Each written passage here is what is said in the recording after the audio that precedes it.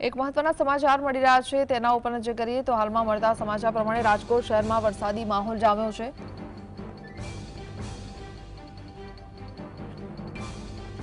શહેરના racecourse, Yagnik road, Raiya road સહિતના વિસ્તારોમાં વરસાદી માહોલ યથાવત છે। તો રાજકોટમાં વરસાદી માહોલ જામ્યો છે।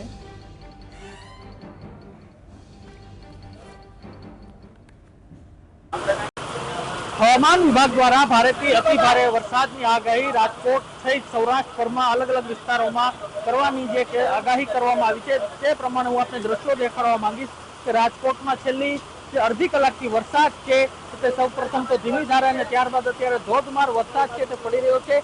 વરસાદ પડતાની સાથે ખેડૂતોમાં એક ખુશીની લાગણી છે તે પણ જોવા મળી રહી છે। તો બીજી તરફ રાજકોટ શહેરમાં જેમ મહાનગરપાલિકા દ્વારા દર વખતે જે પ્રી મોન્સૂનની કામગીરીની વાતો કરતી હોય છે તે પોકળ સાબિત થઈ છે। તો વાત કરવામાં આવે તો શહેરના અલગ અલગ વિસ્તારોમાં હાલ તો વરસાદ પડી રહ્યો છે।